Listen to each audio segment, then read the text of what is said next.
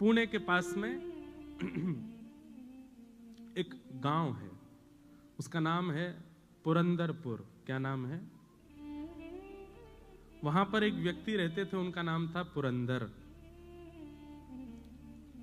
थे तो वो ब्राह्मण, लेकिन अपने स्वभाव से, अपने कर्म से बिल्कुल दूषित। किसी भी प्रकार से ब्राह्मणत्व उनके अंदर दिखाई नहीं देता था। लेकिन उनकी पत्नी थी सरस्वती बाई। सब लोग इधर देखना, ऊपर वाले भी, बीच वाले भी, नीचे वाले भी। भूवस्व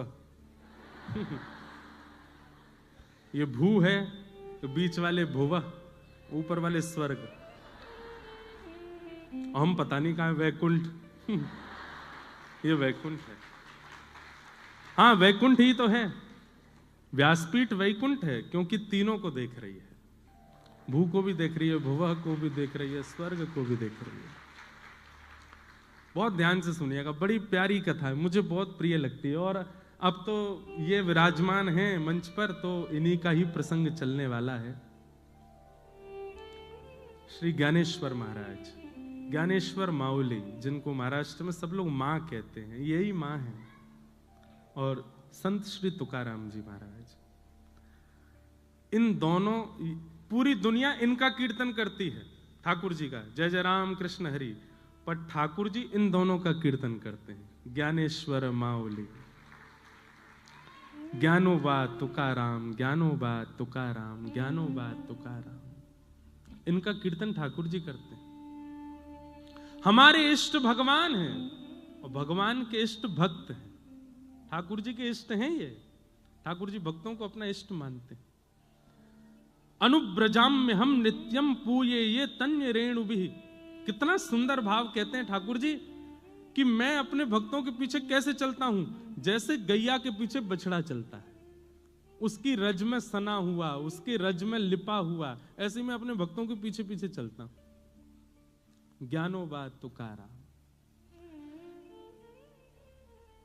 भक्ति काल के सबसे पहले भक्त भारत के श्री ज्ञानेश्वर माउली, और भक्ति शतक के एक प्रकार से विश्राम श्रेणी में भक्त जो हुए, उनमें श्री तुकाराम जी। तो संपूर्ण भक्त इनके बीच में आ जाते हैं, इसलिए ठाकुर जी इन दोनों का कीर्तन करते हैं, ज्ञानोबा तुकाराम। तो इन्हीं बीच में एक भक्त हुए, उनका नाम था पुरंदर। पर वो भक्त नहीं थे, महासंसारी व्यक्ति। बहुत ध्यान से सुनना। पुणे के पास में व्यापार करते थे, दुकान थी उनकी। उनकी पत्नी का नाम था सरस्वती बाई। क्या नाम था? कंजूस एक नंबर के थे। मैं कभी कभी कथा में एक बात कहता हूं कि व्यक्ति यदि संसारी है और घोर संसारी है, तो भी कभी कभी ठाकुर जी की कृपा उस पर हो जाती है। ये बिचले जो होते हैं ना, भक्त भी हैं संसारी भी हैं, उन पर ठाकुर जी कई बार दृष्टि कम करते हैं। या तो पूर्ण रूपेण भक्त हो या पूर्ण रूपेण संसारी हो। संसार प्रिय लगता है तो पूरे पूरे संसार के हो जाओ, ठाकुर जी प्रिय लगते हैं तो पूरे पूरे ठाकुर जी के हो जाओ। तो पुरंदर जी जो थे, ये पूरे पूरे संसारी थे, लेकिन इनकी पत्नी परम भक्त सरस्वती बाई। भगवान ने मन में विचार किया, न दान करता है, न पुण्य करता है, न किसी भी प्रकार की कोई सेवा करता है, बस ये पूरे दिन व्यापार करता है, धन कमाने में इसकी रुचि है, इस पर मुझको कृपा करनी है। न जाने कौन से गुण पर दया निधि रीझ जाते हैं, कौन से भाव पर रीझ जाए, क्या पता ठाकुर जी का। अच्छा, एक बात और मैं स्पष्ट कर दूं, महासंसारी तो है, महासंसारी है, लेकिन वैष्णव अपराध से बचा हुआ है, तो ठाकुर जी कृपा होगी। लेकिन महासंसारी है और वैष्णव अपराध भी करता है, तो ठाकुर जी कृपा नहीं होगी। ठीक है, संसार के विषय भोग विलास आदि सब में संलिप्त है, लेकिन अभी तक वैष्णव अपराध नहीं बना है उससे, तो हो सकता है कि ठाकुर जी की उस पर कृपा हो जाए। बंधुओं, भक्तों को किसी से नहीं डरना चाहिए सिवाय एक के, वैष्णव अपराध। कभी किसी भक्त का अपराध ना हो जाए, किसी वैष्णव का अपराध ना हो जाए, किसी भगवत स्वरूप वाले का आपसे अपराध ना बन जाए, बस इससे डरिएगा और कुछ नहीं। हम तो हमेशा कथा में कहे, ठाकुर जी की भोग में कोई कटौती हो जाए चलेगा, ठाकुर जी के श्रृंगार में दिक्कत हो जाए चलेगा, ठाकुर जी की सेवा में दिक्कत हो चलेगा, पर ठाकुर जी का नाम गाने वाले किसी की सेवा में कभी कोई अपराध मत करिएगा, वो अपराध है, उससे ठाकुर जी क्षमा नहीं करते। करिएगा, वो अपराध है, उससे ठाकुर जी क्षमा नहीं करते। तो पुरंदर दास जी जो थे, इनसे वैष्णव अपराध नहीं हुआ था अभी तक, लेकिन ये महासंसारी थे। एक बार ठाकुर जी के मन में आया कि मुझे इन पर कृपा करनी है, और किस लिए कृपा करनी है? क्योंकि पत्नी परम भक्ता है। तो ठाकुर जी एक दीनहीन से ब्राह्मण बनके, यही पंडरीनाथ भगवान दीनहीन से ब्राह्मण बनके पहुंच गए, और पहुंच करके पुरंदर दास जी की दुकान पर जाके खड़े हो गए। पुरंदर दास जी बोले, कहो क्या चाहिए? सेठ जी, कुछ नहीं चाहिए, मैं तो एक गरीब ब्राह्मण हूं, मेरी बेटी विवाह के योग्य हो गई है, उसका विवाह करना है, पर जो वर पक्ष के लोग हैं उन्होंने कुछ मांगे रखी हैं, वैसा विवाह नहीं होगा तो विवाह टूट जाएगा, आप कृपा करके मेरी थोड़ी सहायता कर दो, मैं धीरे धीरे आपका कर्जा चुका दूंगा। पुरंदरदास जी बोले, तुमको पूरी नगरी में मैं ही मिलाऊं मांगने के लिए, कहीं और चले जाओ, किसी और से मांग लो। नहीं नहीं नहीं, आपके रूप से ऐसा लगता है आप बड़े दयावान हो, आप जल्दी कृपा कर दोगे, आप ही दे दो, कुछ दे दो मुझे। पुरंदरदास जी अपनी कुर्ता देखा, देखो मेरा कुर्ता यहाँ से फट रहा है, मेरी धोती फट रही है, मेरी बैठने वाली जो गलीचा है वो भी फटा हुआ है, मेरे खुद की हालत ऐसी खराब है, मैं तुम्हारी सेवा कैसे करूं? नहीं नहीं महाराज, आप चाहेंगे तो सब हो जाएगा, मेरी थोड़ी कृपा कर दो, मुझे थोड़ा सा धन दे दो।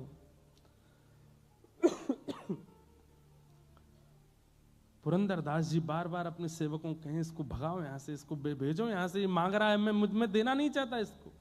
सब लोग इधर देखिएगा, ध्यान से सुनिएगा। लेकिन ठाकुर जी हट कर लें तो कौन समझा सके? यहां दुनिया के लोग जिद पे अड़ जाते हैं तो नाक में दम हो जाता है, ठाकुर जी अगर जिद कर लें, दुनिया बनाने वाले, तो उनको कौन समझाए? ठाकुर जी तो वहीं बैठ गए दुकान के बाहर ही, बोले जाऊंगा तो आपसे लेके ही जाऊंगा और कहीं नहीं जाऊंगा, और नहीं तो मेरी बेटी का ब्याह टूटेगा, उसका जो अपराध होगा वो आपको लगेगा। पुरंदर बोले, ये कोई बात है? जान ना पहचान, एक तो मुझसे पैसा मांग रहे हो, ऊपर से मेरे को दोष भी दे रहे हो। बोले दे दीजिए ना, आप सब कर सकते हैं। तो पुरंदर दास जी बोले, चलो एक काम करते हैं। बोले क्या? तुम मुझे कोई अमूल्य वस्तु दे दो और उसके बदले में तुम्हें पैसे दे दूंगा, और तुम्हारा अता पता तो कुछ है नहीं, कहीं तुम भाग गए पैसा लेके, तो अपनी कोई मूल्यवान वस्तु मुझे दे दो और मुझसे पैसा लेकर के चले जाओ, और जब तुम्हारा ब्याह हो जाए, चुकाने लायक स्थिति हो जाए, तुम वस्तु मुझसे वापस ले लेना, पैसे मुझे दे देना। घनघोर कंजूसाई की पराकाष्ठा, दे ही नहीं सकते बिना किसी प्रयोजन के। ठाकुर जी बोले, मेरे पास तो कुछ भी नहीं है, मैं कहां से लेके आऊं? बोले तो भैया देखो, अब मैं राजी हो गया हूं। हाँ भाई, नगर के लोग इकट्ठे कर लिए, देखो मैं इनको देने को तैयार हूं, पर मैंने एक शर्त रखी है, ये अपनी कोई वस्तु मुझे दे दें, बदले में पैसा ले जाएं, बेटी का ब्याह कर लें, जब चुकाने की स्थिति हो तब वापस अपनी सामग्री लेके मुझे पैसा दे जाएं, कोई बुराई है? संसार के लोग बोले, नहीं नहीं बिल्कुल ठीक है भैया, इतना तो करना चाहिए। ठीक है भैया, मैं जाता हूं, कुछ लेकर के आता हूं, लेकिन भैया ये भगवान हैं, इनकी चतुराई के आगे किसी की नहीं चलती। ठाकुर जी बोले, मैं अभी आता हूं कुछ लेकर के। बोले हाँ जाओ, लेके आओ। भगवान सीधे पुरंदर दास के घर पहुंच गए। घर में सरस्वती बाई बैठी थी, द्वार पर आकर के रोने लगे, गिरने लगे, सिर पटकने लगे। सरस्वती बाई तो परम भक्त थी, उसके अंदर तो दया आ गई, दौड़ करके आई, अरे अरे महाराज जी क्या कर रहे हो आप ऐसी स्थिति क्यों हो गई, इतने विचलित क्यों हो रहे हो, क्या बात है बताइए। पूरी बात बताइए। मेरी बेटी का ब्याह है, मैं पैसे लेने आपके पति के पास गया हूं, उन्होंने देने से बिल्कुल मना कर दिया, मैं दूसरी जगह गया, वहां भी मना कर दिया। मैं तीसरी जगह गया, मैं पूरे नगर में घूम गया। लेकिन फिर ठाकुर जी एक बात बोले, ये नहीं कहा आपके पति, ये कहा एक एक राजी हो गया देने को, लेकिन उसने कहा है बदले में कोई वस्तु दो और पैसा ले जाओ। मैं कहां से कोई वस्तु दूं? मेरी बेटी का ब्याह है, कुछ कृपा करो, आप कोई वस्तु मुझको दे दो। सरस्वती बाई बोली कि मेरे पति इतने कंजूस हैं कि मेरे सारे गहने भी तिजोरी में रखते हैं, मैं क्या दूं आपको? लेकिन भक्त का एक स्वभाव होता है, वो किसी के नेत्रों के आंसू देख करके पिघल जाता है। संत हृदय नवनीत समाना, संत का हृदय, भक्त का हृदय मक्खन के जैसा होता है, दूसरे के ताप से पिघल जाता है। सरस्वती बाई देख नहीं पा रही थी जिस विचलनता में वो व्यक्ति था। अपनी नाक में केवल एक कांटा जैसा पहना था सोने का, तुरंत उसको निकाल करके कहा मेरे पास में यही है और कुछ भी नहीं है, अगर इससे आपकी बेटी का ब्याह तो नहीं हो पाएगा पर थोड़ी सहायता तो हो जाएगी, मैं ये आपको दे देती हूं, आप ले जाओ। भगवान बड़े प्रसन्न हो गए, जय हो जय हो, ठीक है, ऐसी थोड़े थोड़े बूंद से ही सागर भर जाएगा, गागर भर जाएगा, आपने थोड़ा दे दिया, कोई और दे देगा, लाइए दे दीजिए। नाक का वो सामग्री उतार करके दे दी। ठाकुर जी लेकर के सीधे पुरंदरदास के पास ही पहुंचे। तुमने कहा था कि कोई वस्तु दे दो, उसके बदले तुम पैसा दोगे, लो वस्तु, लाओ पैसा दो। पुरंदरदास ने जैसे ही देखा, ये तो मेरी पत्नी का ही नाक का कांटा है, तुम कहां से लाए? बोले इससे तुमको क्या, तुमने कहा था कि वस्तु दो और धन ले जाओ, वस्तु दे दी, अब धन दे दो। भैया ठाकुर जी जैसा स्क्रिप्ट राइटर नहीं देखा मैंने। आपकी बंबई नगरी में एक से एक राइटर होंगे, एक से एक प्रोड्यूसर, डायरेक्टर, स्क्रिप्ट राइटर होंगे, पर ठाकुर जी जैसा कोई नहीं है। हम आप सबकी स्क्रिप्ट इतनी खतरनाक लिख रखी है उन्होंने, कल क्या हो जाए पता नहीं, कुछ पता नहीं है, कब कहां किसके कैसे मोड़ देते हैं।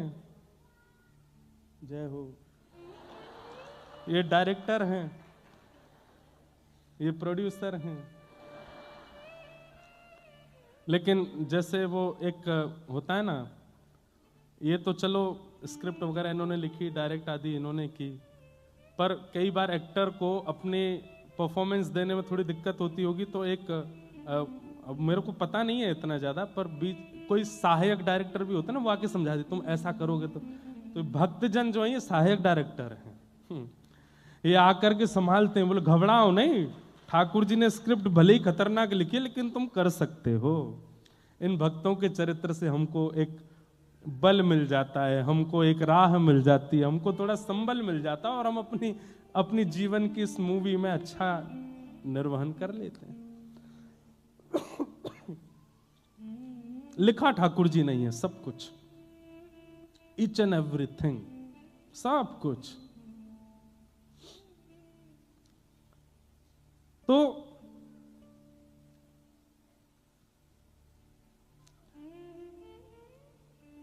ठाकुर जी पहुंच गए, वो नाक की बाली दे दी, नाक का कांटा दे दिया, बोले लो वस्तु लो, पैसा दो। तो पुरंदर को यह बात पता है कि मेरी पत्नी स्वभाव से बड़ी दयावान है, और उसी ने दया करके बिना मुझसे पूछे, बिना मेरी आज्ञा के अपनी नाक की एक कांटा निकाल करके दे दिया। इसको तो मैं पैसा दे देता हूं, लेकिन आज अपनी पत्नी को नहीं छोड़ूंगा।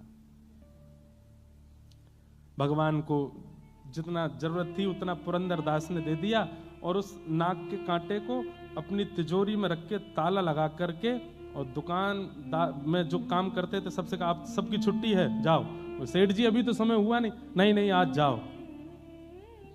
और ताम्रवर्ण हो रहा था मुक्का, आज अपनी पत्नी को नहीं छोड़ूंगा। दुकान बंद की। तो दुकान में एक कार्य करता था, वो इनकी पत्नी को बहुत मानता था, उसकी भी वो सहायता करती थी। वो दौड़ करके पहले ही पहुंच गया, बोले मां आप अपनी रक्षा कर लीजिए। क्यों? आपकी नाक का कांटा कहाँ है? बोले वो एक दीनहीन सा ब्राह्मण आया था, उसकी बेटी के ब्याह के लिए कुछ मांग रहा था, मुझ में कुछ था नहीं, मैंने दे दिया। बोले उसने जाके आपकी नाक का कांटा ही पुरंदरदास जी को देके पैसा ले लिया। अब वो आपके ऊपर आ रहे हैं, बड़े रोष में हैं और कुछ करने की स्थिति में हैं। मां आप अपनी रक्षा करना। सरस्वती बाई घबरा गई। घर में चित्र लगा था श्री पंडरीनाथ भगवान का, चरणों में प्रणाम किया। मैंने कुछ अपराध नहीं किया, केवल वैष्णव भक्ति की सेवा की, और उसके फल में अगर पतिदेव मारने के लिए आ रहे हैं तो मैं अपने पति को रोष युक्त नहीं देख सकती। मैं पतिव्रता नारी हूं, मैं अपने पति को सदा प्रसन्न मुद्रा में देखना चाहती हूं, मैं अपने पति को सदा आनंद मुद्रा में देखना चाहती हूं। वो उठा करके मुझ पर कुछ प्रहार करें, ये उनका राक्षस स्वरूप मैं देख नहीं पाऊंगी, मुझसे देखा नहीं जाएगा। लेकिन वो मानेंगे नहीं, वो आकर के मुझ पर प्रहार करेंगे, मैं उनको उस रूप में नहीं देखना चाहती। इसलिए पंडरीनाथ, आत्महत्या करना वैसे तो महापाप की श्रेणी में आता है, पाप नहीं महापाप। 2000 वर्ष के लिए नरक योनि और कितने हजार वर्षों के लिए प्रेत योनि प्राप्त होती है उसको, जो इस प्रकार से आत्महत्या करे। आत्महत्या करना वैसे तो महापाप है, पर मैं अपने पति को इतने रोष में नहीं देख सकती, इसलिए मैं आत्महत्या कर रही हूं। और विष लेकर के अपने मुख की ओर जैसे ही लेने लगी, नेत्रों से आंसू, सामने पंडरीनाथ भगवान का चित्र है, और बार बार कह रही है, पंडरीनाथ मुझे क्षमा कर देना, मुझसे अपराध, मैंने अपराध नहीं किया, लेकिन मैं अपने पति को ऐसे नहीं देख सकती। जैसे ही विषपान करने लगी, इतनी खन्न से आवाज हुई, ऊपर से ठाकुर जी के चित्रपट के पास से ही वो नाक का कांटा आकर के कटोरी में गिरा, और जैसे ही वो कांटा कटोरी में आकर के गिरा, इतने में ही पति का आना हुआ। पति ने आकर के किवाड़ बंद करी, ढूंढने लगा कोई सामग्री मिले मुझे, और कुछ हाथ में लेकर के खड़ा हो गया सामने। ए सरस्वती बाई जी, तेरे नाक का कांटा कहां है, जल्दी दिखा मुझे। उसने तुरंत कटोरी में जो विष था उसमें हाथ डाल करके निकाला और दिखा दिया। बोले ये है। पुरंदरदास बोले इधर दिखा, देख करके देखा तो वही कांटा था। बोले असंभव, ये हो ही नहीं सकता, ये तो मैं अपनी तिजोरी में रख करके ताला लगा करके आया हूं, तेरे पास कैसे आ गया? रुक, यहीं रुक, मैं अभी आता हूं। दौड़ करके अपनी दुकान पर फिर से गए, दुकान खोल करके तिजोरी खोल करके देखा तो कांटा वहां नहीं था। लौट करके आए, ये कैसा जादू सीख के आई है तू? वो कांटा मेरे पास मैंने बंद करके रखा, तेरे पास दोबारा कैसे आया, और ये सब व्यवस्था कैसे बनी, मुझे जल्दी बता। नेत्र भर गए आंसुओं से और चरण पकड़ करके बोली, सब पंडरीनाथ की कृपा है। एक विरक्त एक परम ब्राह्मण मेरे द्वार पर आके रोने लगा, मैंने उसको दिया, मुझे पता चला कि उसने वो कांटा जाके आपको दिया, और आप रोष में मुझे मारने आ रहे हैं। मैं आपको उस रूप में नहीं देखना चाहती थी, इसलिए विषपान कर रही थी, पंडरीनाथ के सामने रो रही थी कि हे पंडरीनाथ, मैं अपने पति को ऐसे नहीं देख सकती, मैं आत्महत्या कर रही हूं। उसी समय पता नहीं कहां से ये कटोरी में गिर गया। मुझे तो ऐसा लगता है वो ब्राह्मण कोई और नहीं थे, वो साक्षात पंडरीनाथ ही थे। मुझे और आपको अपने चरणों में लगाने के लिए, स्वीकार करने के लिए, अंगीकार करने के लिए ये पूरी लीला की थी। पुरंदरदास के नेत्र बंद हो गए और वो छवि दिखने लगी, कैसे मेरी दुकान पर आकर के बार बार कह रहे थे कि धन दे दो, मेरी बेटी का ब्याह है उसके लिए थोड़ी सेवा कर दो। वो स्वरूप बार बार दिखे, और जो वृद्ध ब्राह्मण का स्वरूप था वो नेत्रों में अब वृद्ध ब्राह्मण नहीं दिख रहा है, सांवरे सलोने ठाकुर जी ही दिख रहे हैं कि वही द्वार पर खड़े थे, वही मांग रहे थे, वही बार बार जिद कर रहे थे।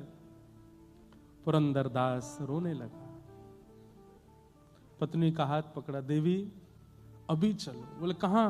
बोले पंढरपुर चलो। उसी समय अपनी पत्नी के साथ घर बार सब छोड़ करके पंढरपुर चले गए, और ईंट पर खड़े हुए अपनी भुजा पर हाथ रख करके श्री पंडरीनाथ भगवान के सामने जाकर के पुरंदरदास ने अपने जीवन का शेष समय ठाकुर जी को अर्पित कर दिया, ठाकुर जी के जीवन के अर्पित हो गए। कान पकड़ के क्षमा मांगी, नाथ मुझे क्षमा कर दो, मैंने अपराध किया। और पुरंदरदास जी का फिर नियम हो गया, हर दिन जाते और ठाकुर जी से केवल क्षमा मांग करके ये कहते, मुझे दंड दीजिए, मुझे दंड दीजिए। जितना मेरी दृष्टि में मुझे समझ में आया, अधिक भी हो सकते हैं। भगवान से पीड़ा दो लोगों ने मांगी है, या तो द्वापर युग में कुंती ने मांगी है, या कलयुग में पुरंदरदास ने मांगी है। ठाकुर जी से पीड़ा मांगी। वहां कुंती भगवान से कहती है कि नाथ मेरे जीवन में पीड़ा दे दीजिए, दुख दे दीजिए, दारिद्र्य दे दीजिए, कष्ट दे दीजिए। और यहां पुरंदरदास नित्य पंडरीनाथ भगवान से कहते हैं कि मुझे कष्ट दे दीजिए, दुख दे दीजिए। क्यों? क्योंकि मैंने आपके रूप को नहीं पहचाना, आपके स्वरूप को नहीं जाना। नित्य ठाकुर जी से प्रार्थना करते। एक दिन ठाकुर जी प्रसन्न होकर प्रकट हो गए और प्रकट होकर के बोले, ए पुरंदरदास, क्या रोज कहता है कि मुझे कष्ट दे दो, मुझे दंड दे दो। बोले, प्रभु जब तक दंड नहीं दोगे मेरे हृदय को शांति नहीं मिलेगी। बंधुओं, ये भी एक वैष्णव का स्वरूप है, बहुत ध्यान से सुनिएगा। गलती करने के बाद अपने अपराध का बोध तो सबको हो जाता है, पर अपराध बोध में ठाकुर जी से प्रार्थना करना कि इस अपराध का थोड़ा दंड मुझे दीजिए, ये वैष्णव ही कर सकता है। संसारी व्यक्ति तो भागेगा, मैंने कुछ नहीं किया, और किया तो क्या, मैंने स्वीकार कर लिया, अब मुझे दंड नहीं मिलना चाहिए, अब मुझे पीड़ा नहीं मिलनी चाहिए। पर वैष्णव तो उसके प्रति दंड मांगता है, मुझे दंड दीजिए। हमारे वृंदावन की भोरी सखी गाती हैं, ऐसो दुख दीजो ही अमार, ऐसो दुख दीजो ही, बिन पद कंज छटा दृग देखे, बिन पद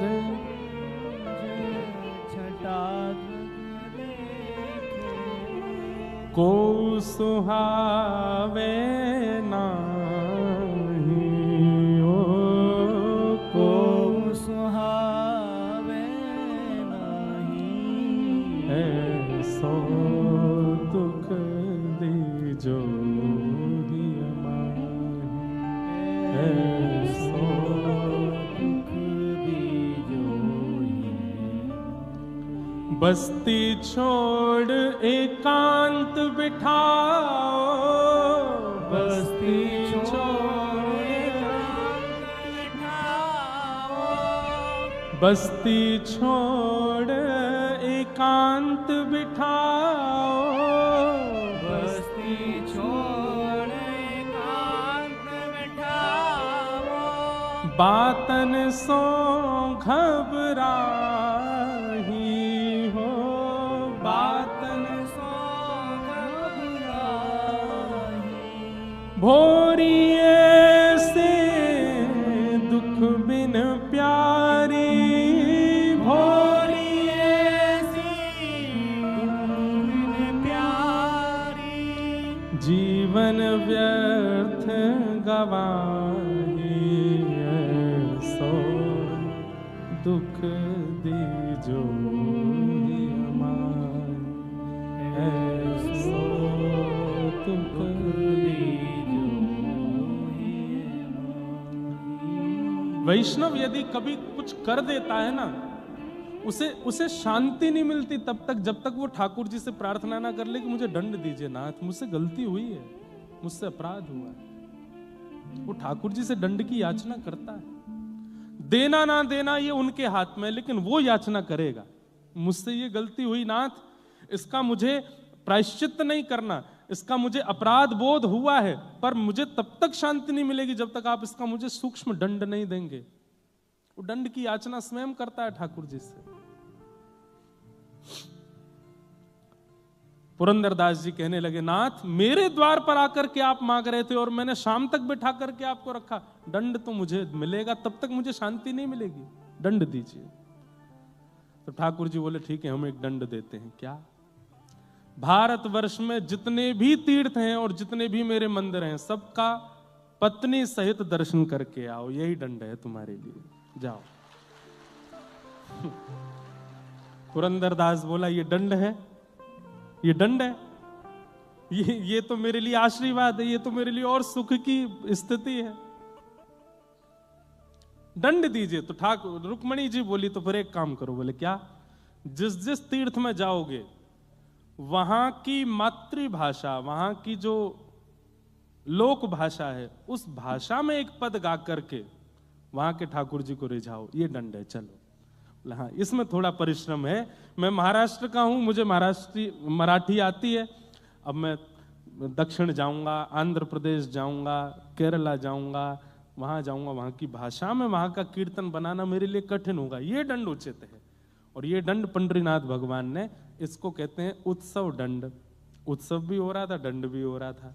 अपनी पत्नी के साथ भारत के एक एक तीर्थ में गए और वहां की भाषा में जाकर के पुरंदरदास जी ने कीर्तन गाया, ठाकुर जी को रिझाया। पुरंदरदास जी, कल हमने कथा सुनी थी उनके प्रसंग में कि वो महाकंजूस थे, फिर विठ्ठल भगवान ने एक लीला करके उनको भक्त बना लिया। जिन्होंने कल नहीं आए थे वो कल की कथा सुन लेना, तो पुरंदरदास जी का चरित्र आ जाएगा स्मरण में। तो जब वो भक्त बन गए, अब तो ऐसा होने लगा कि जैसे ही भक्ति प्रारंभ होती है ना बंधुओं, एक बात बहुत ध्यान से सुनिएगा, जब भक्ति प्रारंभ होती है तो कुछ समय तक अनुभूतियां बहुत होती हैं। जैसे आप घर में ठाकुर जी लेके आओगे, पहले पहले सेवा करना प्रारंभ करोगे, बहुत दिनों तक अच्छी अच्छी अनुभूति होंगी। ओ देखो, ये संकेत कर रहे हैं, ये ऐसा कह रहे हैं, ये ऐसा कर रहे हैं, सब कुछ आपके अनुकूल और आपके बिल्कुल ऐसा लगेगा कि संकेत हो रहा है। पर कुछ समय बाद संकेत होने बंद हो जाएंगे। संकेत होने भी बंद हो सकते हैं, या फिर दूसरा आप कहो कि आप इतनी सेवा कर चुके कि अब आप यूज्ड टू हो गए सेवा के, अब आपको संकेत होते ही नहीं है। रोज 6 बजे सेवा होती थी सुबह प्रारंभ, अब कह रहे ठीक है 7 बज गए, कोई बात नहीं, 8 बज गए, ठीक है घर गई तो ठाकुर जी कर दो। ऐसी स्थिति आने लग जाएगी, संकेत धीरे धीरे कम होंगे। बीच में ये स्थिति सबकी बनती है। बहुत बिरले ही ऐसे होते हैं जिन पर गुरु कृपा या नाम की कृपा होती है, जिनके जीवन में भक्ति में ये थोड़ा आलस्य नहीं आता हो, नहीं तो आ जाता है। तो पुरंदरदास जी जब भक्त बन गए और पंढरपुर सब छोड़ छाड़ के पंढरपुर में आके निवास करने लगे, तो उनका इतना यश हो गया सब जगह कि पुरंदरदास जी अब जब मंदिर में आते थे ना, तो विठ्ठल भगवान के श्री अंग से एक दिव्य सुगंधी निकलने लगती थी और पंडरीनाथ भगवान के मुखमंडल पर एक अलग तेज आ जाता था। और दर्शन करते करते लोग आश्चर्यचकित हो जाते थे, हम तो बहुत देर से देख रहे हैं, अभी तो ऐसे नहीं चमक रहे थे, अचानक से कैसे चमकने लगे। तो पुजारी जी कहते पुरंदरदास आया है। उसको देख के ठाकुर जी चमकते हैं, खुश होते हैं।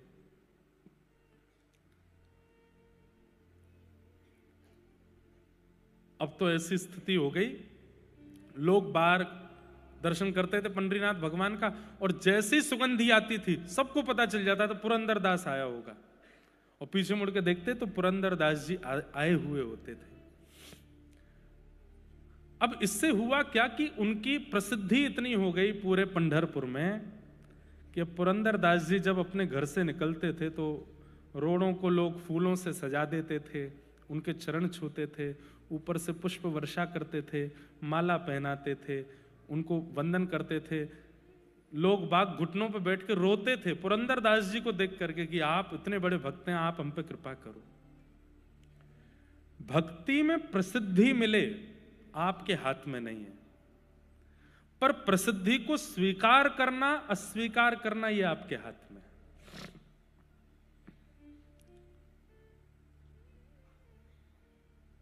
कई प्रसंग जरूरी नहीं आपको ही सुनाए जा रहे हो, कई बार मैं खुद को भी सुनाता हूं।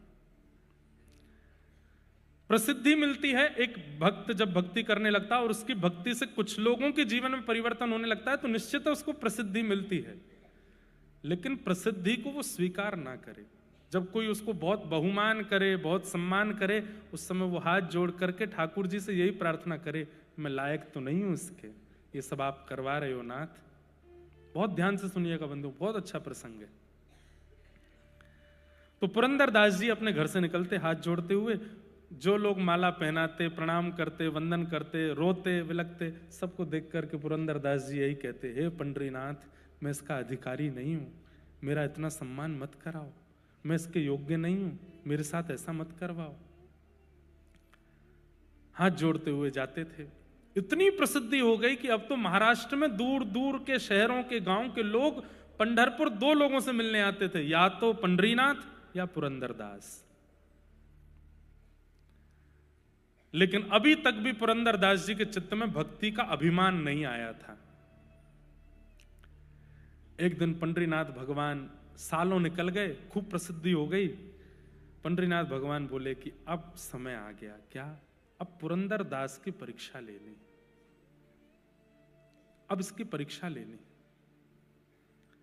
तो कैसे परीक्षा लेंगे? तो मैंने कहा ना, इनसे बढ़िया स्क्रिप्ट राइटर नहीं है कोई। ये ऐसा चक्र घुमाते हैं भैया, आप सोचते रह जाओगे ये क्या हो गया। तो एक वैश्या, एक नगर वैश्या, वो नृत्य करती थी, और जहां वो नृत्य करती थी वहां पर व्यसनी लोग जाते थे उसका नृत्य देखने के लिए।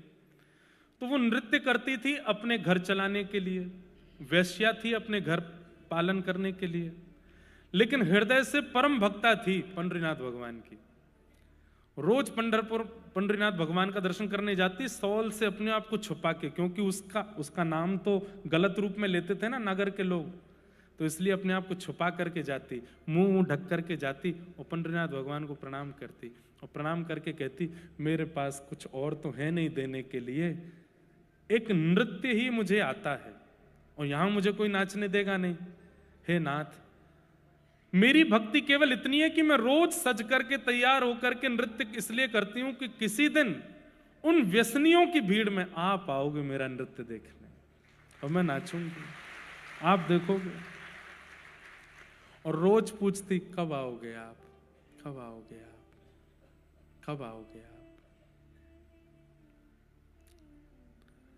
दर्श बिन दुखन लागे नैन, दरस बिन दुखन लागे, जब ते तुम बिछड़े पिय मुँह से, जब ते तुम बिछड़े पिय मुँह से, एक पल आयो न चैन, एक पल आयो न चैन, दरस बिन दुखन लागे नैन, दरस बिन दुखन लागे। अब स्थिति ये हो गई कि वो वैश्या रोज जाती है और ठाकुर जी के आगे जाके अब डांटती है, मेरे पास क्यों आओगे, वैश्या हूं ना, अपने शरीर को संसार के रंजन में लगा रखा है ना, ये संसार तो मुझे अपवित्र बोलता ही है, लेकिन आप पतित पावन अपने आप को कहना बंद कर दो, क्योंकि पतित पावन वो जो पतितों को भी स्वीकार करता हो। मैं पतित हूं इस पंढरपुर में, आपने अभी तक मुझे स्वीकार नहीं किया, आप पतित पावन कैसे हो गए? सबके यहां आप गए हो, सबके ऊपर आपने कृपा की है, मुझ पर कृपा क्यों नहीं? केवल इतना ही तो मांगती हूं कि किसी दिन मेरे नृत्य में आप आ जाओ। जब वो रोने लगी, ठाकुर जी को डांटने लगी और इस प्रकार से विलाप करने लगी, ठाकुर जी बोले, अब ये इसके नृत्य में हम जाएंगे। तो कैसे जाएंगे?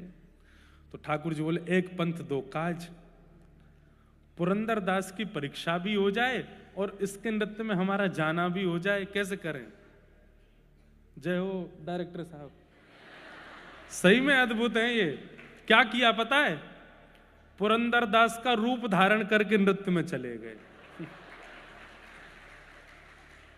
वैश्या नाच रही है और लोग बाग पी रहे हैं, खा रहे हैं, उस पर पैसे उड़ा रहे हैं, धुआं उड़ा रहे हैं और गंदी गंदी बातें कर रहे हैं। बिल्कुल बिल्कुल मतलब कोई धार्मिक व्यक्ति भी वहां प्रवेश ना करे, तिलक वाला भी प्रवेश ना करे, पुरंदरदास तो बहुत बड़ी बात है।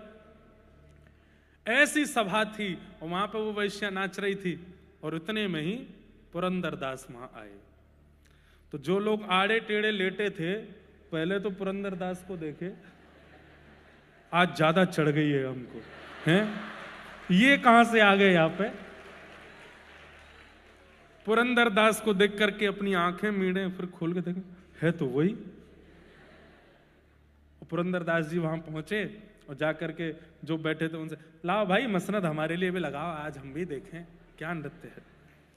लेकिन वो वैश्या, उसके तो हाथ पांव कांपने लगे। बोले कि हरि नहीं आए लेकिन हरिजन आ गए हैं, और हरिजन आए हैं। बंधुओं, हरि अगर प्रसन्न होंगे तो वैकुंठ प्रदान करेंगे, लेकिन हरिजन यदि प्रसन्न होंगे तो हरि को प्रदान कर देंगे।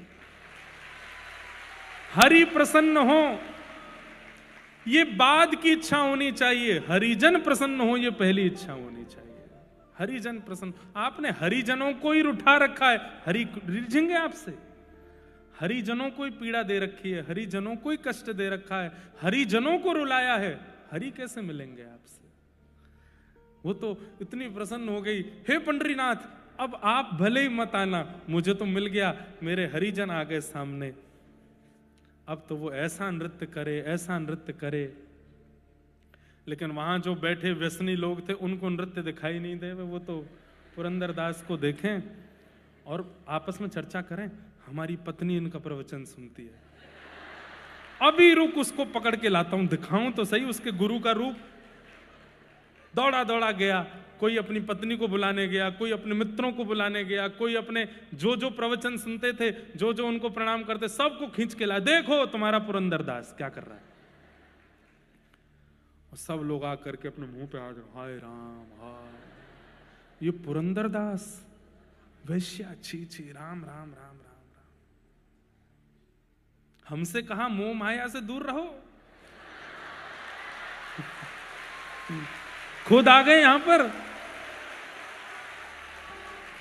हमसे कहा ऐसे मत करो, और खुद बैठे यहां पर वैश्या का नृत्य देख रहे हैं। और महाराज हद तो तब हो गई जब वैश्या ने नृत्य करके नित्य विराम किया, तो पुरंदरदास जी वाह वाह वाह वाह, क्या दूं क्या दूं क्या दूं, इतना अद्भुत नृत्य। तो अपने हाथ के सोने का कड़ूला उतार करके वैश्या को दे दिया। बहुत अच्छा नाचती हो, क्या, मैं तो आनंदित हो गया। अब तो महाराज काना फूसी होते होते सुबह हुई नहीं, रात में पूरे पंढरपुर को पता चल गया कि ऐसा हुआ है। सोचो उस समय तो सोशल मीडिया भी नहीं था, तब तो कानों कानों से बात पहुंच गई। कभी कभी मुझे लगता है भक्ति का प्रसंग आग की तरह नहीं फैलता। भक्ति का प्रसंग कैसे फैलता है, शहद की तरह। शहद को फैला दो, उसको यहां से वहां पहुंचने में, शहद भी लिक्विड फॉर्म है, बहुत धीरे धीरे जाएगा। ये भक्ति का स्वरूप है। और संसारी विषय कैसे फैलेगा, जैसे कोई पेट्रोल में आग लगा दो, एक संग सब धराशायी। आपको प्रचार के लिए पैसा वेस्ट करने की आवश्यकता नहीं है। इस संसार का विषय ही ऐसा है कि एक क्षण में लोग बाग उसको एक दूसरे को ले ले ले, देख देख देख, ये क्या हुआ क्या हुआ क्या हुआ। उस समय पे ये हो सकता था, तो आज कौन सी बड़ी बात है। पुरंदरदास जी का इतना अपयश हो गया। अब पुरंदरदास जी प्रेम से सो रहे थे, तो पंडरीनाथ भगवान थे, पुरंदरदास थोड़े ही थे। ठाकुर जी बढ़िया मटकते हुए जा रहे हैं, सब जो लोग बाग खड़े थे मुंह पे हाथ धर के, क्या नाचती है ये। एक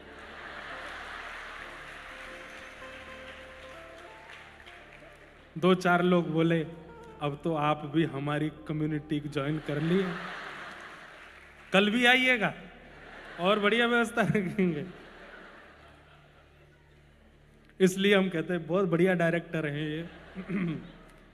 लेकिन ठाकुर जी तो अंतर ध्यान होके मंदिर पहुंच गए। मंदिर में जाकर के आप खड़े हो गए रुक्मणी जी क्रोध में खड़ी, क्या करके आए हो ये? पूरी लीला देखी मैंने आपकी, ये सब क्या करके? बेचारे पुरंदर दास का ऐसा अपयश आप क्यों करवाया है? देवी, ये मैं परीक्षा ले रहा हूं। पुरंदर अब भक्त हो गया है, उसका इतना सम्मान हो गया है, पूरा जगत उसको पूजने लगा है। ये परिस्थिति देख करके मैं देखना चाहता हूं वो मेरे प्रति अब कैसा भाव रखेगा, उसके मन में क्या आएगा। और तुम भी देखना, ये परीक्षा मुझे करनी है, और केवल पुरंदर की नहीं, मैं अपने सब भक्तों की ऐसी परीक्षा लेता हूं, मुझे करने दो। प्रातः काल आज का सूर्य उदय सुखद नहीं था। अब हंसना नहीं, गंभीरता से सुनना।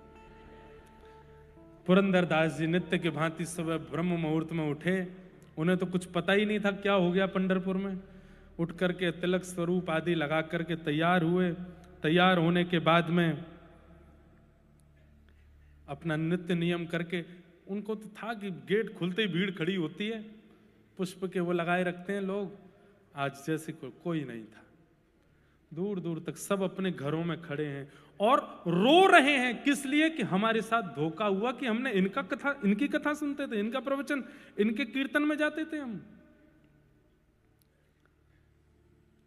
लोग आकर के चरणों में गिरने लगे, हे पुरंदर दास जी, कह दीजिए कि रात्रि जो सुना वो असत्य है। बोले, क्या सुना तुमने? क्या हुआ रात्रि को? अरे विठ्ठल भगवान सब मंगलमय करते हैं, क्यों तुम चलो दर्शन करने चलते हैं। लेकिन अब बात ऐसी है कि लोगों में बात फैली है, लोगों में अपयश हुआ है, लेकिन अभी तक वो अपयश इस स्थिति में नहीं आया कि पुरंदर दास जी को देश निकाला की स्थिति हो जाए। तो वो कब हुआ? जब मंदिर के कपाट खुले। जैसे ही कपाट खुले, पांडुरंग भगवान खड़े थे, एक हाथ में कड़ूला था, दूसरे में था ही नहीं। और जब दूसरे में कड़ूला नहीं देखा तो पुजारियों ने हल्ला मचाया, बोले तुरंत पंढरपुर की सारी नाकाबंदी कर दो, बाहर कोई निकलने ना पाए, ठाकुर जी के आभूषण चोरी हुए हैं, ठाकुर जी का एक कड़ूला नहीं है, जांच करो, घर घर में जाकर के ढूंढो किसने करी है ये चोरी। जैसी कड़ूले की आवाज रात्रि में वहां बैठे व्यसनियों के कान में पड़ी कि ठाकुर जी का कड़ूला चोरी हो गया है, वो जो कभी मंदिर नहीं जाते थे आज पहुंच गए और जाकर के पुजारियों से बोले, हमको पता है कड़ूला कहाँ है। बोले, कहाँ है? बोले, वो वैश्या नाचती है। बोले, हाँ उसके पास है। उसके पास? उसने चोरी की? नहीं नहीं नहीं नहीं, चोरी करने वाला तो कोई और है, सुन के पैरों तले जमीन खिसक जाएगी। कौन है? पुरंदर दास। उसी ने आकर के चोरी करी और कल रात को नशे में मदमस्त होकर के, बिल्कुल अपने होश व हवास में नहीं था, वहां पर वैश्या का नृत्य देख करके उसके मन में जाने क्या बात आई और जेब से निकाल करके कड़ूला उसी को दे दिया। नहीं मिल जाए अगर वैश्या के पास तो हमारा नाम बदल देना। चलो, पुजारियों के पास और कोई रास्ता तो नहीं था। पुरंदर दास जी अभी निकले ही हैं, घर से आए तो थे नहीं। वैश्या के घर पहुंच गए। वैश्या के द्वार पर जब पुजारियों को देखा, वैश्या चरणों में गिर गई। बोले, कल रात्रि में तुमको कोई सोने का कड़ूला मिला? नीची नजर है जी, प्रसाद रूप में श्री पुरंदर दास जी ने मुझको दिया। अब वहां कौन समझे कि इसमें सत्य क्या है असत्य क्या है।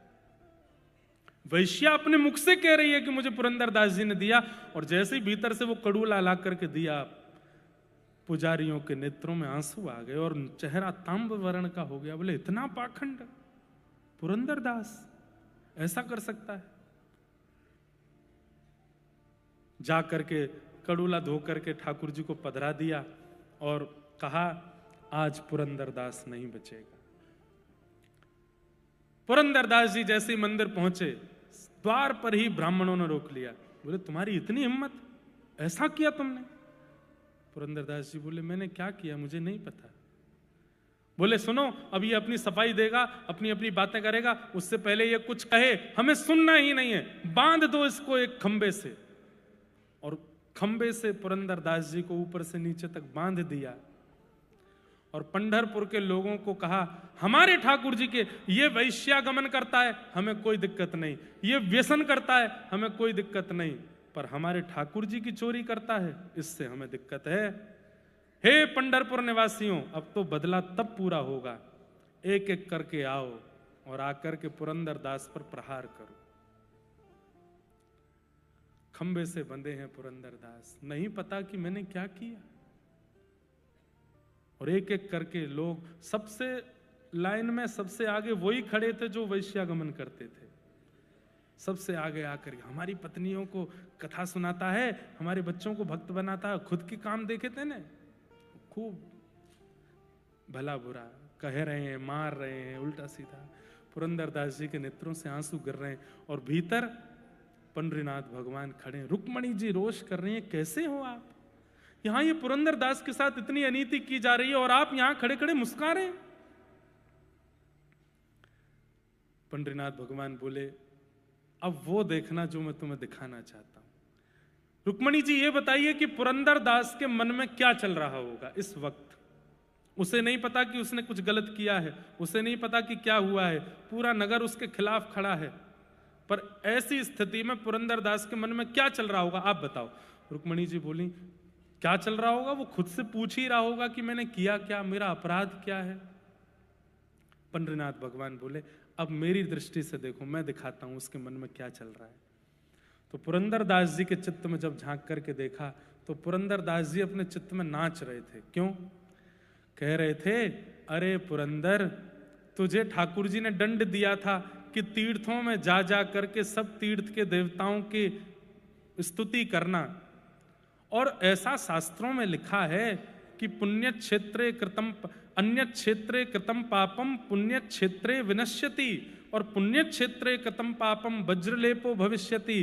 भैया, घर परिवार में किए गए पाप पुण्य क्षेत्र तीर्थ में जाकर के नष्ट हो जाते हैं, पर तीर्थ में किए गए पाप तो पत्थर की लकीर हो जाते हैं।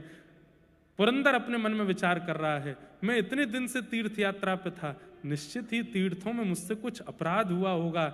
और पंडरीनाथ सोच रहे होंगे कि तीर्थों में किए गए पाप पत्थर की लकीर ना बन जाएं, कैसे भी करके अपयश करवा करके इसके तीर्थों के पाप नष्ट करवा दिए जाएं, इसलिए पूरे पंढरपुर के द्वारा मेरा अपयश करवा रहे हैं। मुझसे निश्चित ही तीर्थ क्षेत्रों में पाप बना होगा। ये पंडरीनाथ भगवान मेरा भला करवा रहे हैं, मेरे कोई शेष पाप रह गए होंगे, उनको इस अपयश के द्वारा, ये लोगों की अनर्गल बातों के द्वारा ठाकुर जी कटवा रहे हैं। कोई बात नहीं पुरंदर दास, विट्ठल ने तेरे लिए अच्छा सोचा है, इसलिए सब हो रहा है, स्वीकार कर ले। रुक्मणी जी के नेत्र सजल हो गए और पंडरीनाथ भगवान के चरणों में प्रणाम करते हुए कहते हैं, हे भगवान, मैं मान गई आपके भक्तों के चित्त को, जो कैसी भी परिस्थिति जीवन में आ जाए लेकिन विचलित नहीं होते हैं। अब भी वो यही सोच रहा है कि आपने उसके लिए कुछ अच्छा सोचा है, इसीलिए ये सब हो रहा है। पर अब इसके ऊपर होने वाली पीड़ा मैं सह नहीं पा रही हूं, अब आप कुछ करो। और तभी पंढरपुर में मानो जैसे एक आकाशवाणी जैसे होने लगी। पूरे पंढरपुर के लोगों को सावधान की स्वर सुनाई देने लगा। सब विचलित हो गए, कहां से आ रहा है स्वर। तभी देखा मंदिर में खड़े पांडुरंग भगवान बोल रहे हैं, मैं बोल रहा हूं, अभी इसी वक्त पुरंदर दास को खोल दो। इसने कोई भी पाप नहीं किया है, इसने कोई भी ऐसा अनर्गल कृत्य नहीं किया है। उस वैश्या की इच्छा थी कि मैं उसके नृत्य में जाऊं, पर मैं अपने रूप में जाता तो वो नृत्य नहीं कर पाती, इसलिए मैं ही पुरंदर दास का रूप धारण करके गया और उस वैश्या के नृत्य में जाकर के मैंने ही अपना कड़ूला प्रदान किया। वास्तव में इस कृत्य के द्वारा मैंने दोनों को स्वीकार किया है, पर तुम लोग समझ नहीं पाए। सुनते ही सब पंढरपुर के लोग ठाकुर जी के चरणों में वंदित हो गए। हमें क्षमा कर दो नाथ, हम जान नहीं पाए, हम समझ नहीं पाए। बंधुओं, जब जीवन में नाम विराजमान होता है, जीवन में भक्ति विराजमान होती है, तो आपको हर परिस्थिति, आप गिर भी जाओगे ना, पैर में घुटने में चोट लगेगी, संसारी लोग होंगे तो क्या सोचेंगे, कोई गाली दे रहा है तभी गिर गया मैं। लेकिन भक्त क्या सोचेगा, ठाकुर जी शायद इसमें कुछ भलाई चाहते हैं, मेरे पैर का हड्डी टूटी, शायद इससे ठाकुर जी कुछ अच्छा करना चाहते हैं, इसलिए ये विचार कभी मन से जाने मत दो। बंधुओं, जो हो रहा है आपके साथ, ध्यान से सुनिएगा, जो हो रहा है आपके साथ ये तो कुछ भी नहीं है, इससे भी खतरनाक हो सकता है। उस स्थिति में भी ये विचार मन में रखना कि ठाकुर जी ने कुछ अच्छा ही सोचा है, ये मेरे साथ कुछ गलत नहीं होने देंगे ठाकुर जी ने। फिर पता है क्या होगा, अगर आपके प्रारब्ध के कारण कुछ गलत होना भी होगा, लेकिन आपकी ऐसी विचारधारा होगी कि नहीं ठाकुर जी ने कुछ अच्छा ही सोच के रखा है, तो ठाकुर जी अच्छा ही कर देंगे, उसको बिगड़ने नहीं देंगे।